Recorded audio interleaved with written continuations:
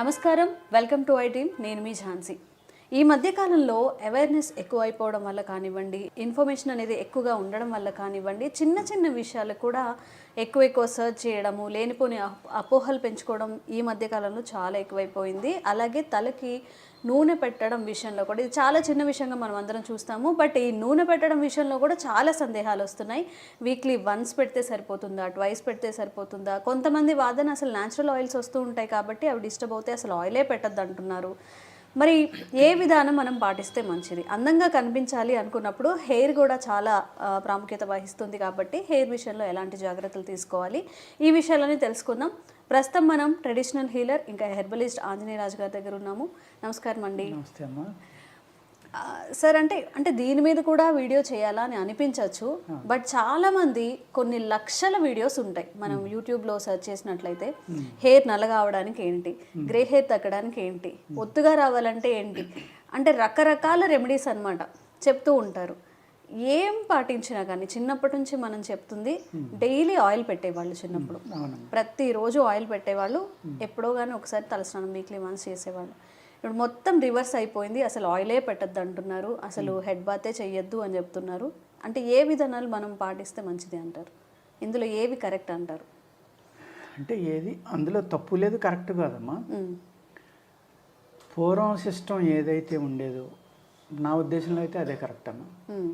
ఇప్పుడు అప్పుడు న్యాచురల్గా బాడీ నుంచి ఆయిల్స్ వచ్చాయి, హెయిర్కి ఆయిల్ వచ్చేది, ఇప్పుడు వచ్చేది. ఆ సిస్టమ్ అనేది మనకి యోగులు, ఋషులు అలాంటి వాళ్ళు తయారు చేసిన జీవన విధానం అమ్మ. అది దాన్ని కాదనేటంత తెలివైన వాళ్ళం కాదు మనం. ఫస్ట్నైతే అది నా లెక్క. ఎందుకంటే పుట్టిన బిడ్డకి తలకి ఆముదం రాసేవారమ్మ పూర్వం. 6 నెలల నుంచి 9 నెలల సంవత్సరం వచ్చేదాకా ఆ తలకి ఆముదమే రాసేవారు. ఆ పిల్లల్ని ఎత్తుకోవాలంటే వాసన వచ్చేది, అది భయపడేవాళ్ళం. ఈ వాసన వస్తున్నాడని ఆ పుట్టిన బిడ్డకి పయ్యోళ్ళు ఉంటారు కదా, వాళ్ళు తమ్ముడు వాసన వస్తున్నాడు, చెల్లు వాసన వస్తున్నాడనో లేకపోతే ఇలాగా అనేవారు. దగ్గరికి వెళ్ళేవారు కాదు. అంత ఎక్కువగా ఆముదం రాసేవారమ్మ. ఆ ఆముదం అనేది ఎందుకు రాయాలి అంటే మనకి పుట్టినప్పుడే ఈ స్కాల్ప్ పూర్తిగా ఏర్పడదమ్మా, ఇంకా గ్యాప్ ఉండిపోతుంది కదా, మెత్తగా ఉంటుంది ఇక్కడ పిల్లలకి. గుండు కొట్టుకున్నట్టు కొట్టుకుంటూ ఉంటుంది ఒక సంవత్సరం వరకు. సంవత్సరం లోపల అది పూర్తిగా క్లోజ్ అవుతుందమ్మా. దాన్ని బ్రహ్మరంధ్రం అంటారు. లేకపోతే మన షట్చక్రాలు, అదే సప్త చక్రాల్లో సహస్రారం అంటారు.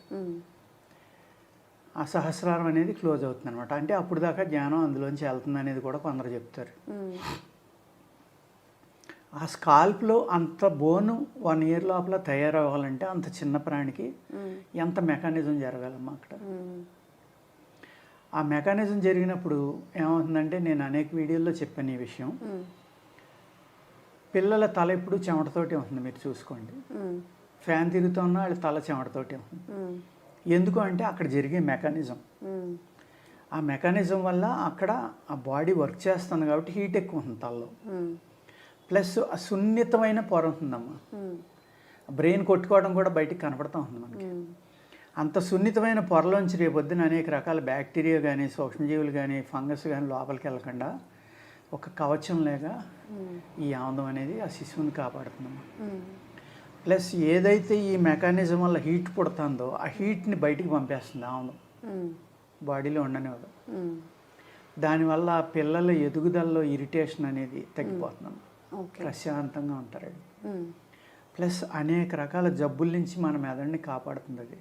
ఆముదం పెట్టడం వల్ల anti viral, anti fungal, anti bacteria, pain relief అమ్మ. ఆముదం అన్ని రకాలుగా పనిచేస్తుంది. లూబ్రికెంట్ ప్లస్ డీటాక్స్ తాగితే. ఆముదం అనేది ఒక అద్భుతమైన మెడిసిన్. దాన్ని మనం ఎప్పుడైతే దాని నుంచి మనల్ని దూరం చేశారో అప్పుడే మనం అనేక వ్యాధులకి లొంగిపోతున్నాం. చిన్న పిల్లలు కళ్ళజోళ్ళు పెట్టుకుంటున్నారు. ఎందుకు పెట్టుకుంటున్నారమ్మా? అది కూడా ఆముదం రాయకపోవడం అనేది కూడా ఒక కారణం.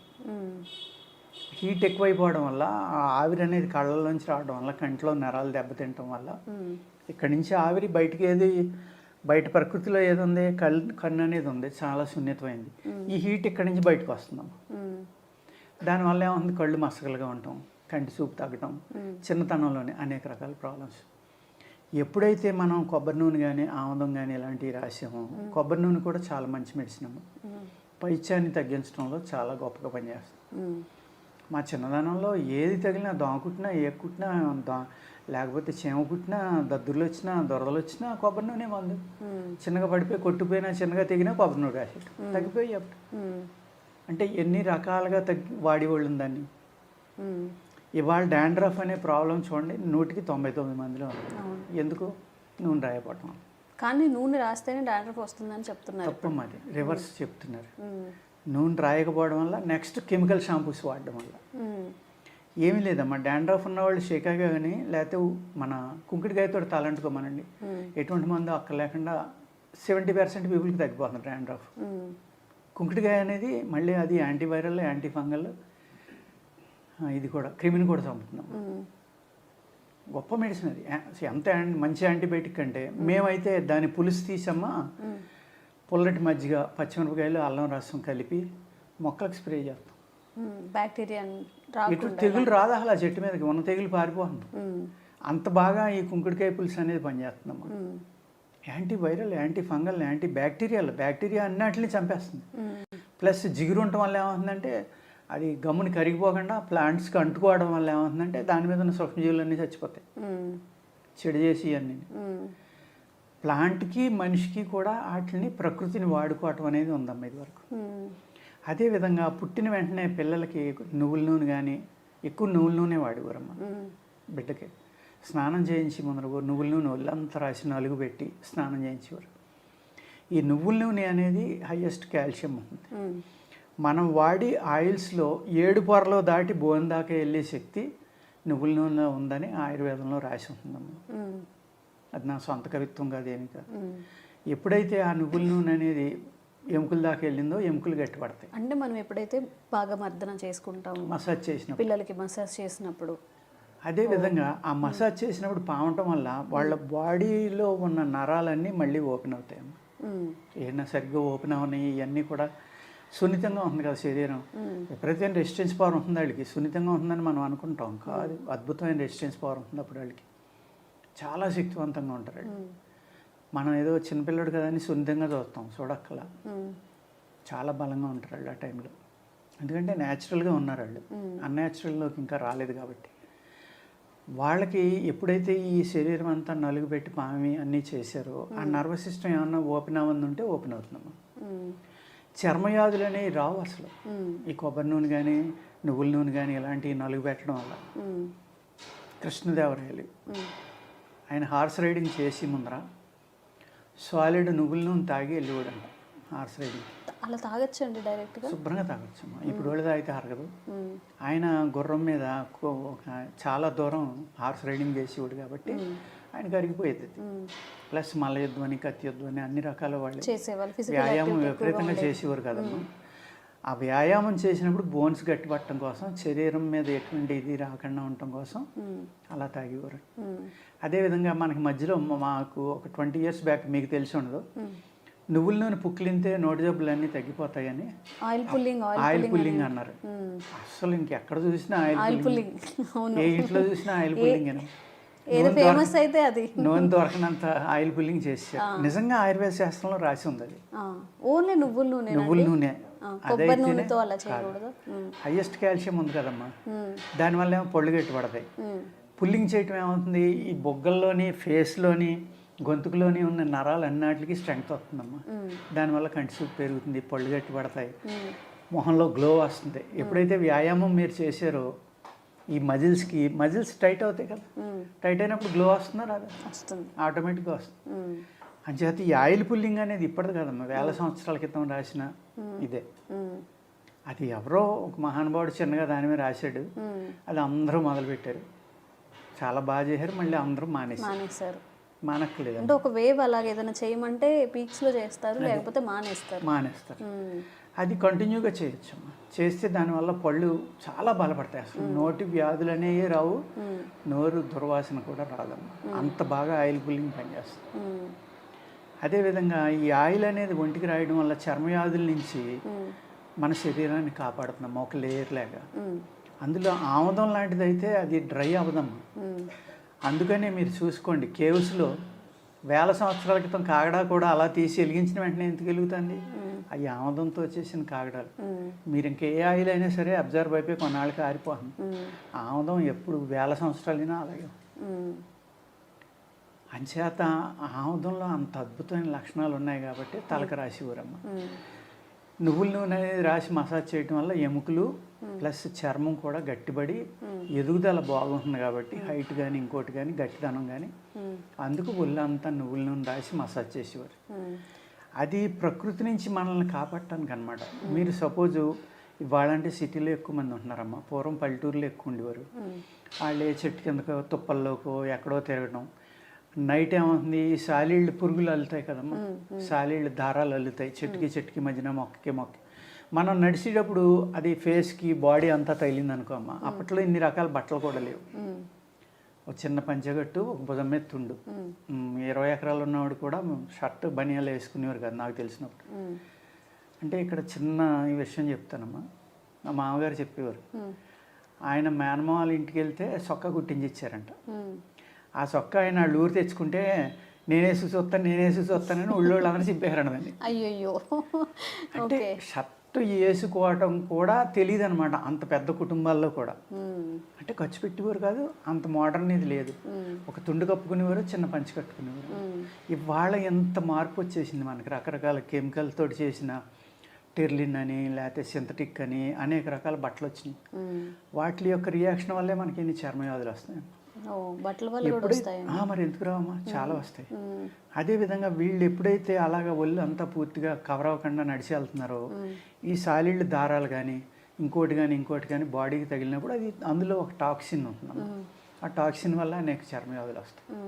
ఆ చర్మవ్యాధులు రాకుండా ఆ విషాన్ని నుంచి కూడా ఈ ఆయిల్స్ ఒక లేయర్ లెక్క కాపాడి ఎండలో తిరిగినప్పుడు కూడా. ఇప్పుడు వైట్స్ ఉన్నారమ్మా, వాళ్ళు రకరకాల ఆయిల్ రాసుకుని ఎండలో పడుకుంటారు. ఎర్రతోలు వస్తే వాళ్ళకి అందంగా ఉంటామని వాళ్ళ బాధ అది. మనం నల్లగా ఉంటాం, తెల్లతోలు కావాలని మనం అనేక రకాల ఆయిల్స్ రాస్తాం. అంటే మనిషి తన యొక్క కాన్ఫిడెన్స్ని కోల్పోవటం వల్లే ఇవన్నీ వస్తాయి. నేను ఇలాగే ఉంటాను. ఇప్పుడు నాకుంది జుట్టు తెల్లగా నెరిసిపోయింది, రంగు వేసుకోవచ్చు కదా, ఎందుకు వేసుకొని? భగవంతుడు ఇచ్చింది అది, దాన్ని అలాగే యాక్సెప్ట్ చేయాలి అంతే తప్ప దానికి రంగు వేసుకుంటే నేను 70 ఏళ్ళు 20 ఏళ్ళు అయిపోను కదమ్మా. లేకపోతే నా అందం పెరిగిపోతే ఇంకొక అమ్మాయి నన్ను పెళ్లి చేసుకోరు కదా, ఆల్రెడీ వయసు అయిపోయింది. అంచేత ఇలాంటివి అనవసరంగా లేనిపోని ఆ కెమికల్ రాయడం, దానివల్ల డాండ్రఫ్ వచ్చింది, సోరియాసిస్ వచ్చింది, లేకపోతే అనేక ప్రాబ్లమ్స్ వచ్చినాయి, నా కంటి చూపు తగ్గిపోయింది. తలకి పెయింట్ వేసుకోవడం వల్ల, రంగు వేసుకోవడం వల్ల కళ్ళు పోయిన వాళ్ళు ఉన్నారన్న.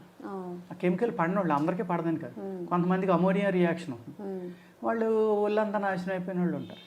ఇప్పుడు అంత అవసరం అది ముందర నేర్చుకోవాలి మనం. నేనులాగే బతకాలి అనే కాన్ఫిడెన్స్ ఉన్నవాళ్ళు ఏదైనా చేయగలరు. లేదు రంగు పూసుకోవాలంటే రంగే, నీళ్ళు పడితే వెలిసిపోతుంది. న్యాచురాలిటీ డిఫరెంట్, రంగు డిఫరెంటే కదమ్మా. అలాగే ఈ బేబీ న్యాచురల్గా గట్టిగా పెరగాలి అంటే డెఫినెట్గా ఈ నూనె అనేది వాడడం అమ్మ. పూర్వం ఏం చేసేవారమ్మా, ముక్కులో ఒక కోల్డ్ వచ్చింది, కోల్డ్ వస్తే వాడు ముక్కులు కారుతున్నాయి, ఏమీ లేదు పడుకోబెట్టి నువ్వుల నూనె కానీ నెయ్యి కానీ కొబ్బరి నూనె కానీ ఒక 2 డ్రాపులు ముక్కులో వేసేవారు. చక్కగా ఆరిపోయి అంతానే తెల్లవారులు హ్యాపీగా బేబీ పడుకునేవాడు. ఇది ఓన్లీ ఆ కోల్డ్, ఆ ఫ్లమ్ ఏదైతే ఉందో అది గట్టిపట్టడానికి కాదమ్మా. నువ్వుల నూనె అనేది కానీ ఈ నెయ్యి అన్నిటికన్నా ఇంపార్టెంట్ అంటే ఆవు నెయ్యే వాడేవారమ్మా అప్పట్లో. ఈ బర్రె నెయ్యి తక్కువ. ఆవు నెయ్యి ముక్కుల్లో వేయడం వల్ల ఏమవుతుందంటే అందులో అద్భుతమైన మినరల్స్, ఒక శక్తి, వైబ్రేషన్ అనేది ఉంటుందమ్మా అందులో. అందుకనే మనం ఆవుని దైవంగా కొలటానికి కారణం ఏంటంటే దాని యొక్క పాలలో కానీ నెయ్యిలో కానీ దాని అన్నిటిలోనే ఉన్న వాల్యూస్ అన్నమాట. ఆ నెయ్యి ముక్కుల్లో వేయటం వల్ల మీకు కంటి చూపు తగ్గదు, తెలివితేటలు పిల్లలకి విపరీతంగా పెరుగుతాయి, మామూలుగా పెరగవు. నువ్వుల నూనె వల్ల, ఆవు నెయ్యి వల్ల, నువ్వుల నూనె వల్ల ఎముకలన్నీ గట్టిపడతాయి, గ్లో వస్తుంది, అది కామన్. ఇది వేయటం వల్ల ఏమవుతుందంటే ముక్కు నుంచి బ్రెయిన్కి డైరెక్ట్గా దారి ఉంటుందమ్మా. పూర్వం ఒక 40 ఏళ్ళ నుంచి ముక్కులోంచి చేస్తున్నారు బ్రెయిన్ ఆపరేషన్, 30-40 ఏళ్ళ నుంచి. అంతకు ముందర చిన్నదానికి కూడా బ్రెయిన్ స్కల్ ఓపెన్ చేసేవారు ఆపరేషన్ చేయాలంటే.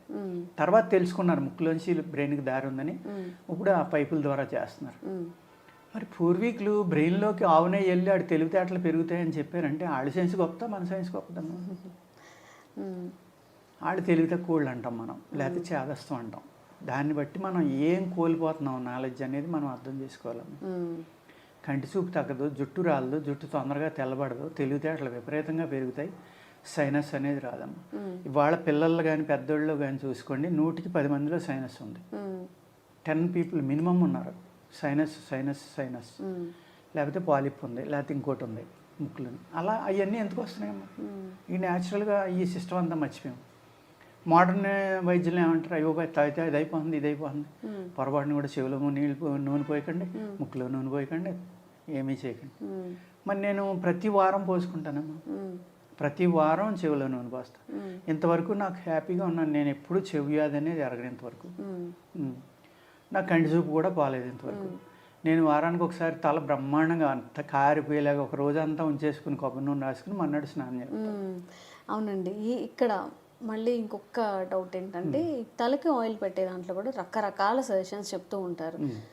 నిజంగా వీక్లీ ఎన్నిసార్లు మనం తలస్నానం చేయొచ్చు, వీక్లీ ఎన్నిసార్లు మనం ఆయిల్ పెట్టుకోవచ్చు? మనం సోగ్గా ఉండక్కర్లేదు, మనం ఎలా ఉన్నా హెల్త్ ఇంపార్టెంట్ అనుకుంటే డైలీ రాసుకోవడం మంచిదమ్మా. డైలీ రాసుకోవాలి, డైలీ రాసుకుంటే మంచిది. ఒకవేళ ఆఫీస్కి అట్లీస్ట్ వారానికి 1 నుంచి 2 రోజుల మట్టుకి తల తడిపేయాలమ్మా. తడిపేసి బాగా మసాజ్ చేస్తే ఇంకుతుంది అది స్కల్లోకి. ఆ ఇంకినప్పుడు ఈ డాండ్రాఫ్లు కానీ ఇంకోటి కానీ పోతాయమ్మా. అవి పోవాలంటే ఇంకోటి ఏంటంటే, మీరు 1 లీటర్ కోకోనట్ ఆయిల్ తీసుకోండి, 1/2 లీటర్ మన నిమ్మరసం తీసుకోండి అమ్మా. అది అందులో వేసేసి నిమ్మరసం ఇంకిపోయే వరకు సన్నటి మంచమే మరగబెట్టండి. ఆ ఆయిల్ రాసుకోండి. మీకు ఎట్టి పరిస్థితుల్లో డాండ్రాఫ్ రాదు, జుట్టు రాలిపోదు, జుట్టు చాలా హెల్తీగా పెరుగుతుంది, పొడవుగా పెరుగుతుంది, ఆరోగ్యంగా పెరుగుతుంది, షైనింగ్ ఉంటుంది. ఎంత సింపుల్గా చూడండి. దానికోసం పూర్వం ఏం చేసేవారు, మాకు క్షవరం చేసి మంగళ అనేవాళ్ళు ఊళ్ళో. ఒక కుటుంబానికి 10 కుటుంబాలకు ఒక మంగళ. అతను వారానికి ఒకసారి వస్తే శుభ్రంగా చెవులు నిండా నూనె పోసి తలకి బాగా అంటి, ఆ తలకంటి నూనె ఏం చేసేవాడు, ఇంత గిన్నెలోకి తీసుకుని అందులో నిమ్మకాయ పిండి పొయ్యి మీద ఒక వేడి చేసి పట్టుకొచ్చి రాసేవాడు వాళ్ళంతా. మరి నిమ్మకాయ విటమిన్ సి కదమ్మా, చర్మయాది ఎందుకు వస్తుంది ఒళ్ళకి మసాజ్ చేస్తే? ఇప్పుడు ఇవాళ మనం ఏం చేసాం, ఏసీ షాప్లోకి వెళ్ళి బార్బర్ షాప్లోకి అదే పని చేస్తే వాడికి 200 ఇచ్చేస్తున్నాం. అది ఇప్పటికీ వాడుతున్నారు చాలామంది.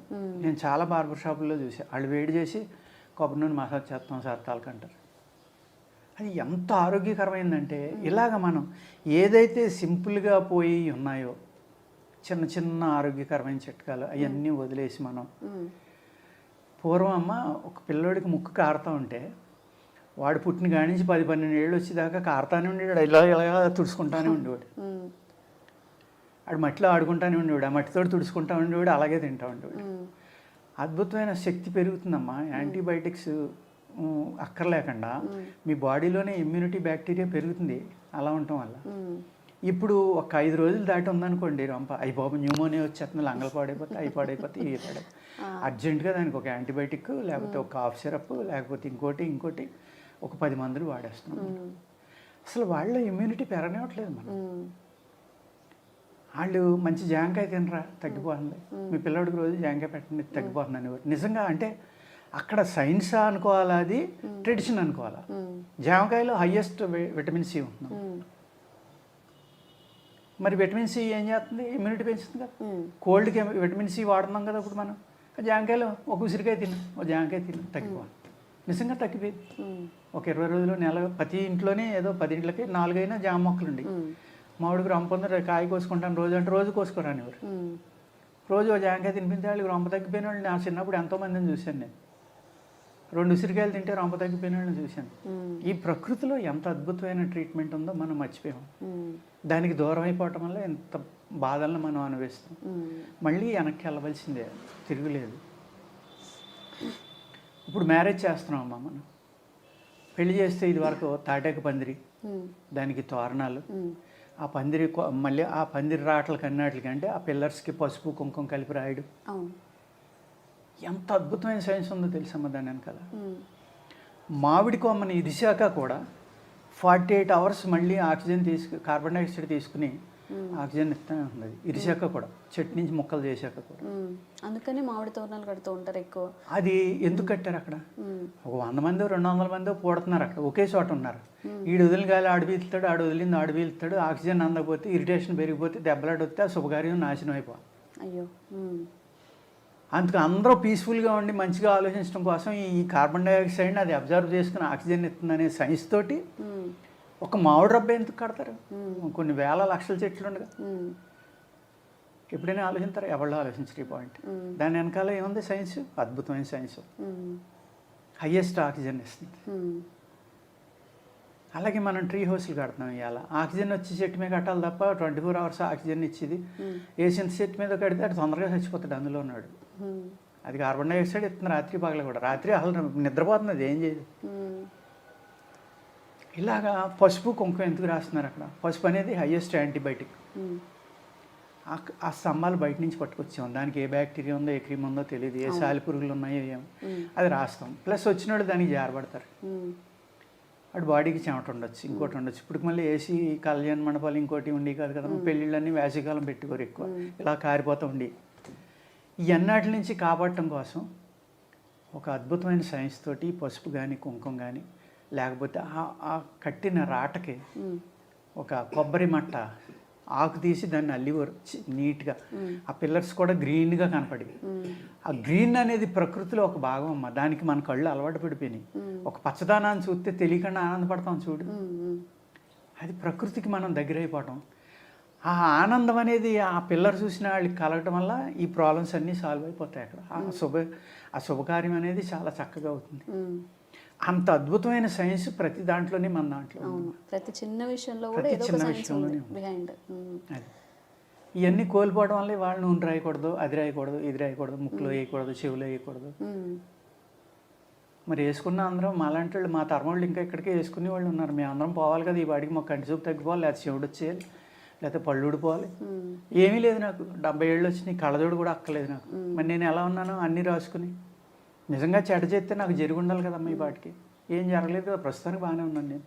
మన సాంప్రదాయాల్ని, మన సంస్కృతిని మర్చిపోయి వేరే అలవాట్లని మనం హ్యాబిటేట్ చేసుకొని మళ్ళీ ఎందుకు ఇలా వచ్చింది, ఈ డిసీజ్ ఎందుకు వచ్చింది, ఆ డిసీజ్ ఎందుకు వచ్చింది, ఇది ఎందుకు ఉంది, అది ఎందుకు ఉంది. నిజంగా ఆంజనేయులు గారు చెప్తున్నారు, నిజంగా ఎంత సైన్స్ అంటే ప్రతి చిన్న విషయం వెనుక కూడా చాలా లాజికల్గా. జనరల్గా మన ఇంటి ముందు కళ్ళాపి చల్లమని చెప్తుంటారు, పసుపు రాయమని చెప్తుంటారు, సార్ చెప్పారు ఇప్పుడు ముగ్గు పెట్టమని చెప్తుంటారు. దాంట్లో కూడా బ్యాక్టీరియాని చంపుతూ ఉంటుంది. నిమ్మకాయలు పెడుతూ ఉంటాము, అది కూడా బ్యాక్టీరియాకి కానీ లేకపోతే దిష్టి తగలకుండా అలా పెడుతూ ఉంటాము. సో ప్రతి ఒక్క విషయం వెనుక ఒక సైంటిఫిక్ లాజిక్ ఉంది. కాబట్టి మన సంస్కృతిని మనమేం తక్కువ చేసి చూసుకోకర్లేదు. ఎవరో ఏదో చెప్పారని వాటికి అడాప్ట్ చేసుకోకుండా ఒక విషయాన్ని పాటించేటప్పుడు అసలు నిజంగా ఇది ఎందుకు పాటిస్తున్నామని ఒక్కసారి ఆలోచన చేసుకుంటే. Welcome to iDream media. So D vitamin deficiency ఇది చాలా మందిలో చూస్తూ ఉన్నాము. మరి విటమిన్ డి డెఫిషియన్సీ వస్తే ఎలాంటి లక్షణాలు కనిపిస్తాయి, న్యాచురల్ వేస్లో దీన్ని పొందడం ఎలాగా, వివరాలు తెలుసుకుందాం. ఈరోజు మనతో పాటు ఉన్నారు ప్రముఖ యోగా గురు యోగిని అరుణాదేవి గారు. మేడం నమస్తే అండి. నమస్తే madam. D vitamin deficiency, so అందరిలో డి విటమిన్ డెఫిషియన్సీ ఉంది. కరోనా తర్వాత మనకి అవేర్నెస్ వచ్చింది దీనికోసము. ఇక డి విటమిన్ నార్మల్గా over the counter of medicine వాడి ఇబ్బందులు పడుతున్న వాళ్ళని కూడా చూస్తున్నాం. అసలు న్యాచురల్ సోర్స్ ఏమున్నాయి డి విటమిన్ కోసము, ఎందుకు మనకి డెఫిషియన్సీ వస్తుంది, రాకుండా జాగ్రత్తలు? విటమిన్ డి అండ్ కాల్షియం ఈ రెండు కూడా ముఖ్యంగా సన్ నుంచే వస్తాయి. దాని తర్వాత ఫుడ్ నుంచి కూడా వస్తాయి. అసలు చాలా అంటే ఇప్పుడు అందరికీ తక్కువగానే ఉంది. ఎంత తక్కువగా ఉంది అని అంటే విటమిన్ డి ఎండలో తిరిగే వాళ్ళకి కూడా తక్కువగానే ఉంది. పొలంలో పనిచేసుకునే వాళ్ళకి కూడా చాలామంది విటమిన్ డి తక్కువగా ఉంది అని అంటున్నారు. మరి ఎలా తక్కువగా ఉంది అని అంటే ముఖ్యంగా ఇంపార్టెంట్ ఏంటంటే బట్టలు, మనం వేసుకునే సింథటిక్ బట్టలు, డి అనేది అబ్జార్ప్షన్ ఉండదు. ఈవెన్ కాల్షియం ఆల్సో ఎండ నుంచి ఏదైతే వస్తుందో అది అబ్జార్ప్షన్ ఉండదు. ఒకటి. రెండు, మీరు రాసుకునే సన్ స్క్రీన్స్. సన్ స్క్రీన్ రాయని వాళ్ళే లేరు. సన్ స్క్రీన్ రాస్తే ఇప్పుడు 50+, 35+ సన్ స్క్రీన్ అని మన సన్ స్క్రీన్ రాసేసుకుని సన్ని లోపలికి వెళ్ళకుండా చేస్తే ఎలా డి విటమిన్ వస్తుంది? ఇది యాక్చువల్లీ చాలా పెద్ద, చాలా ఇంపార్టెంట్. అసలు ఇంట్లో ఉన్నా కూడా ఇప్పుడు స్కిన్ డాక్టర్ ఏం చెప్తారు, మనకి డెర్మటాలజిస్ట్ ఏం చెప్తారు, మీరు ఇంట్లో ఉన్నా కూడా సన్ స్క్రీన్ రాసుకోవాల్సిందే, లేదంటే పిగ్మెంటేషన్ వస్తుంది, లేకపోతే స్కిన్ ప్యాచెస్ వస్తాయి. కొంతమంది బయటికి వెళ్తే అది వేరు. ఒకప్పుడు ఎలా ఉండేది అని అంటే స్పోర్ట్స్ ప్లేయర్స్, ఇప్పుడు టెన్నిస్ ప్లేయర్స్ లేకపోతే క్రికెట్ ప్లేయర్స్ మార్నింగ్ నుంచి ఈవినింగ్ వరకు ఆడుతూ, అంటే మా మొత్తం డే అంతా వాళ్ళు ఎండలో ఆడేవాళ్ళు, వాళ్ళ హై సన్స్క్రీన్ అంటే 50+ ఉన్న సన్స్క్రీన్ చూసే ఉంటారు. వైట్ స్కిన్స్ ఎక్కువ, వాళ్ళు తొందరగా ఇదవుతుంది కాబట్టి వాళ్ళు రాసుకునేవాళ్ళు. అలాగే బీచ్లోకి వెళ్ళినప్పుడు ఎక్కువసేపు మనం బీచ్లో ఉప్పు నీళ్ళలో, సముద్ర నీళ్ళలో ఇదైనప్పుడు వాళ్ళు కూడా సన్స్క్రీన్ రాసుకునేవాళ్ళం. ఎందుకంటే మొత్తం ట్యాన్ అయిపోతుంది కాబట్టి. మీరు ఎంత రాసుకున్నా కూడా ట్యాన్ అవుతుంది. ఇంకొక విషయం గుర్తుపెట్టుకోవాల్సింది ఏంటంటేనే, మీకు ట్యాన్ అయితేనే కాల్షియం కానీ డి విటమిన్ కానీ వస్తుంది. ట్యాన్ అవ్వాలి స్కిన్. ఇది ఇప్పుడు ఏం చేస్తున్నాం, సన్ స్క్రీన్స్ రాసేస్తున్నాం.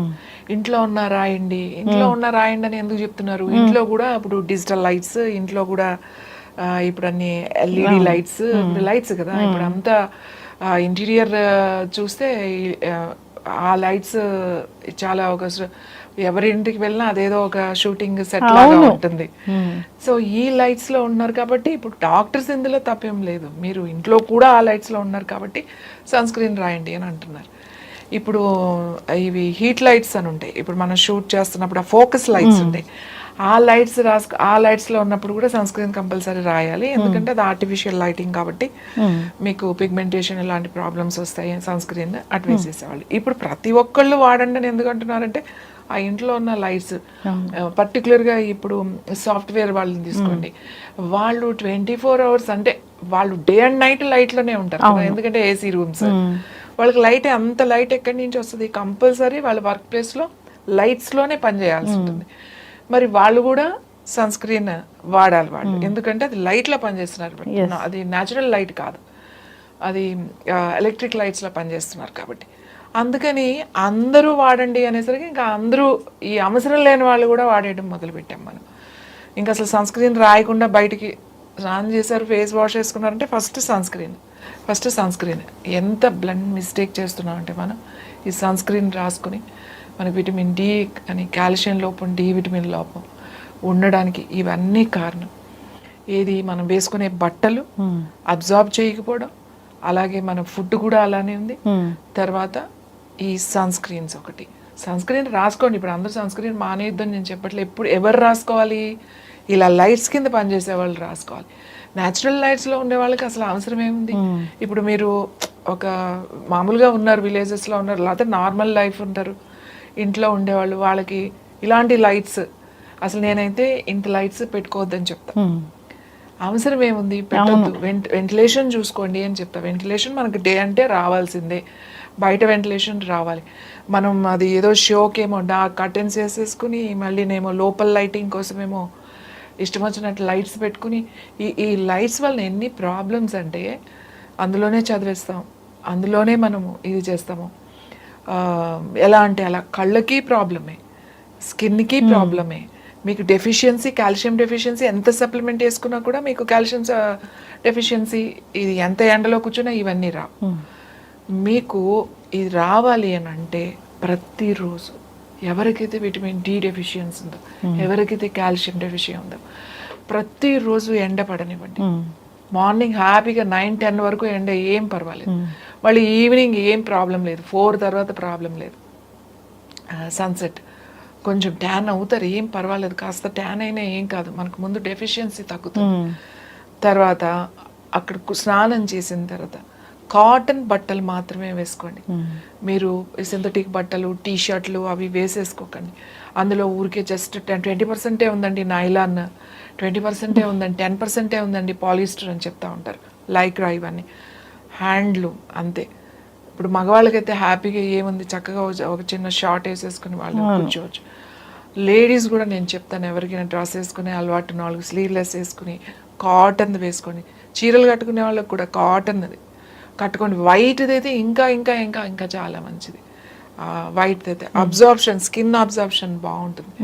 పొద్దున్నే లేచి చక్కగా స్నానం చేసేసి కూర్చొని మీరు కూర్చుని ప్రాణాయామమో లేకపోతే ఏదో ఒకటి మీరు ప్రాక్టీస్ చేసుకోవచ్చు, లేదా కూర్చుని చదువుకోవడం ఏదో ఒకటి చేయండి. ఇంకా భక్తి ఉన్నవాళ్ళు ఆదిత్య హృదయం చదువుకోండి. చదవడం రాకపోతే పెట్టుకుని వినండి ఆదిత్య హృదయం. ఆదిత్య హృదయం చదివినా, మీరు అది చదువుకున్నా, మీరు విన్నా కూడా ఆ శబ్దము బాడీ ఆ సూర్యుడి నుంచి వచ్చే ఆ రేస్ చాలా తొందరగా అబ్జర్వ్ చేస్తాయి. ఇది ఒకటి. తర్వాత చెమట పట్టింది, ఇప్పుడు వరకు ఎండలో కూర్చున్నా అని వెంటనే వచ్చేసి స్నానం చేయకూడదు. కనీసం మీరు ఇలా కూర్చున్నప్పుడు ఇలా ఎండలో ఇలా వాకింగ్ చేసిన మన కాల్షియం ఇలా రావాలి అని అంటే, డి రావాలి అని అంటే 2 గంటల వరకు స్నానం చేయకూడదు. ఎందుకంటే మన ఆ సూర్యరశ్మి నుంచి వచ్చే ఆ రేస్ ఏవైతే ఉన్నాయో మన స్కిన్ మీద 2 గంటలు ఉంటుంది. ఆ స్కిన్ మీద ఉన్న రేస్ని అది మళ్ళీ మార్చుకోవాలి. ఆ లోపల మార్చుకునే ఆ ప్రాసెస్ 2 అవర్స్ ఉంటుంది. కాబట్టి 2 అవర్స్ వరకు స్నానం చేయకూడదు. అందుకే నేను ఏం చెప్తున్నా, ముందే స్నానం చేయండి, ఇంకా బాగా స్కిన్ మంచిగా అబ్జర్వ్ అవుతుంది. ఇంకా నాకు చాలా డెఫిషియన్సీ ఉందండి, నాకు తొందరగా కావాలి అని అనుకున్నారనుకోండి, చక్కగా కొబ్బరి నూనె ఉంటుంది కదా, కొబ్బరి నూనెలో కాస్త నిమ్మ చెక్క పిండుకుని చక్కగా మీకు ఓపుకుంటే చేతులకి, ఫేస్కి, నెక్కి, కాలుకి రాసేసుకుని కూర్చున్నారనుకోండి, చాలా తొందరగా అబ్జర్వ్ చేస్తాయి రేస్ అన్నమాట. కొబ్బరి నూనె, నిమ్మరసం కూర్చుని తర్వాత 2 గంటల తర్వాత స్నానం చేసేయచ్చు. అంటే మీరు రాసుకోకపోయినా తొందరగా రావాలంటే అట్లా చేయండి అని చెప్తున్నా. ఫుడ్ మీకు మష్రూమ్స్, పుట్టగొడుగులు అంటారు, దాంట్లో విటమిన్ డి ఉంటుంది. అన్నిటికన్నా ఎక్కువ మనకి డి ఎక్కువ ఉన్నది దేంట్లో తెలుసా? జున్ను. చాలా మంది జున్ను ఉంటారు కదా, అంటే మళ్ళీ జున్ను అంటే ఇప్పుడు ఏ పౌడర్లు తయారు చేసిన అలాంటి జున్ను కాదు, మామూలుగా గేదెలు ఈనిన తర్వాత జున్ను వండుకుంటారు కదా, దాంట్లో చాలా మీకు మంచి విటమిన్ డి ఉంటుంది. ఇప్పుడు డైట్లు అని చెప్పి చాలామంది అది తింటే వెయిట్ పుట్ ఆన్ అవుతారని చెప్పి తినరు. దాంట్లో షుగరు, బెల్లం వేసుకుని తక్కువ వేసుకోండి, బెల్లం తక్కువ వేసుకుని ఆ అవకాశం, ఆ పాలు దొరికితే చక్కగా మీరు తినొచ్చు. అది స్వీట్ తక్కువ వేసుకుని కనుక తింటే విటమిన్ డి చాలా తొందరగా చాలా బాగా వస్తుంది అది జున్ను పాల నుంచి. అలాగే ఆకుకూరలో గ్రీన్స్ అన్నిటిలో కూడా విటమిన్ డి ఉంది. ఎగ్స్ ఉంటాయి. మన రోజు తినే దాంట్లో ముఖ్యంగా నట్స్లో కూడా విటమిన్ డి ఉంటుంది, వెజిటబుల్స్లో కూడా ఉంటుంది. కానీ అదంతా తక్కువ మోతాదులో ఉంటుంది. ఎక్కువ ఉన్నాయి బాగా ఏంటి అని అంటే మష్రూమ్, పుట్టగొడుగుల్లో ఎక్కువ ఉంటుంది, జున్నులో ఎక్కువ ఉంటుంది, ఆకుకూరల్లో ఎక్కువ ఉంటుంది. ఇంత తిన్నా కూడా మనకు అన్ని తింటున్నా కూడా డెఫిషియన్సీ ఏంటంటే ఏది చేసినా కూడా మీరు ఎండ నుంచి రావాల్సిందే. మీరు ఈ జాగ్రత్తలు కనుక తీసుకుంటే విటమిన్ డి అండ్ కాల్షియం ఈ 2 కూడా మనకి న్యాచురల్గా బాడీ తయారు చేసుకుంటుంది. మీరు ఎండలో కూర్చుంటే ఎండలో నుంచి విటమిన్ డి వచ్చేది, ఆ కిరణాలు మన శరీరంలోకి పడినప్పుడు మన స్కిన్లో నుంచి తయారవుతుంది. లోపలికి వెళ్ళిన తర్వాత దానికి కావాల్సిన విటమిన్ డి, దానికి కావాల్సిన కాల్షియం అది తయారు చేసుకుంటుంది. కాబట్టి అందరూ కూడా వెంటనే స్నానం చేయకూడదు. ఖచ్చితంగా ఎండలో కూర్చున్నారు అని అంటే ఎండలో అయితే 2 గంటల తర్వాత మాత్రమే స్నానం చేయాలి. ఫుడ్ మీరు ఈ ఆహారం ఏదైతే బాగా రోజు గ్రీన్స్, తర్వాత నట్స్ అన్నిటిలో కూడా కొంచెం కొంచెం ఉంటుంది, నట్స్ అన్నిటిలో కూడా. తర్వాత ఈ జున్ను పాలల్లో ఉంటుంది, వెజిటబుల్స్లో ఉంటుంది, వెజిటబుల్స్లో తక్కువ మోతాదుల్లో ఉంటాయి అన్నమాట. ఇవన్నీ తీసుకోవడం, మనం రెగ్యులర్ ఫుడ్ ఇవన్నీ తీసుకుంటాం. రెగ్యులర్ ఫుడ్ అందరం తీసుకుంటామండి, దీని గురించి ప్రత్యేకంగా జున్ను అంటే రోజు తినం, ఎప్పుడు అవి దొరికినప్పుడు ఖచ్చితంగా తింటాం. మా చిన్నప్పుడు అయితే ఎవరు ఊర్లో ఎవరిదో అన్ని అగ్రికల్చర్ ఫ్యామిలీసే కదండి, ఏంటంటే పిల్లలు ఎవరున్నారు, పెద్దవాళ్ళు ఎవరున్నారు, ఎవరో ఇంట్లో ఉంటారు కదా, బాగా పెద్దవాళ్ళు ఉంటారు కదా, వాళ్ళ ఇంటికి తీసుకెళ్ళి పెట్టి రమ్మనేవాళ్ళు మమ్మల్ని. వండుతారు కదా సెపరేట్గా ఒక గిన్నెలో ఇచ్చి ఒక స్పూన్ కూడా ఇచ్చి పంపించి వాళ్ళ ఇంట్లో పెద్ద ఆవిడ ఉన్నారు కొంచెం ఇచ్చేసి రండి అని. ఆబ్వియస్లీ వాళ్ళకి డెఫిషియన్సీ ఉంటుంది. అంటే చూడండి, అది ఆ పంచుకోవడంలో మనకి తెలియకుండానే ఇంత ఆలోచన వెళ్ళి ఇచ్చిరండి. అలాగే వాళ్ళు అందరూ పిల్లలు ఎవరైనా పిల్లలు ఉన్నారనుకోండి, వాళ్ళ ఇంట్లో పిల్లలు ఉన్నారు అని వండి పంపించేవాళ్ళు. పాలు పంపించినా మళ్ళీ వండి పంపించేవాళ్ళు, పిల్లలు ఉన్నారు వెళ్ళి ఇచ్చిరండి అని చెప్పి. సో ఎందుకు అంటే ఇవన్నీ కూడా ఇప్పుడు ఇచ్చిపుచ్చుకోవడాలు చాలా తక్కువైపోయినాయి, అసలు అంత టైమే లేదు. అంత రెడీమేడ్ మీద ఆధారపడిపోయాం. అంటే అవకాశం లేని వాళ్ళు అనుకోవచ్చు, కానీ అవకాశం ఉన్న వాళ్ళు ఉన్నారు కదా, ఇలాంటివి మనం ఉపయోగించుకోవాలి. మన పెద్దవాళ్ళు ఎప్పుడు కూడా ముందు తరాల గురించి ఆలోచించారు. ఎందుకంటే వాళ్ళ పెద్దవాళ్ళని వాళ్ళు గౌరవించారు. కాబట్టి ఇప్పుడు మా జనరేషన్ మా పెద్దవాళ్ళని మేము గౌరవిస్తున్నాం. మనం మన పెద్దవాళ్ళని ముందు తరాల పద్ధతుల్ని, ఆచారాలు, సంస్కృతిని మనం గౌరవిస్తే ప్రతి ఆచారం వెనుక, మన సంస్కృతి సాంప్రదాయం వెనుక ఆరోగ్యం ఉన్నదని గుర్తుపెట్టుకోండి. ఈ ఆరోగ్యం ఉన్నదే అంతా కూడా, మన ఆచారాలన్నీ వెనుక కూడా ఆరోగ్యం ఉంది. కొన్ని అతిగా ఉండొచ్చు, దాని గురించి నేను మాట్లాడట్లేదు. కాబట్టి వాటిని మనం గౌరవించి, మన పెద్దవాళ్ళని గౌరవిస్తే మన ముందు తరాల వాళ్ళకి మనం ఇచ్చిన వాళ్ళు అవుతాం. ఎస్, ఖచ్చితంగా మ్యామ్, చాలా చక్కగా చెప్పారు. నిజంగానే పెద్దలు ఏం చెప్పినా దాని వెనక ఖచ్చితంగా సైంటిఫిక్ రీజన్ ఉండనే ఉంటుంది. దాన్ని అనుసరించిన వాళ్ళు అందరూ ఆరోగ్యంగానే ఉన్నారు. సో నెక్స్ట్ జనరేషన్ కూడా ఈ మెసేజ్ అనేది వెళ్ళాలని కోరుకుందాము. సో ఏవైతే సంస్కృతి సాంప్రదాయాలు ఉన్నాయో ఇలా ఆరోగ్యంగా ఉండాలంటే ఏం చెప్పారో అవి పాటించాలని కోరుకుందాము. ధన్యవాదాలు మ్యామ్.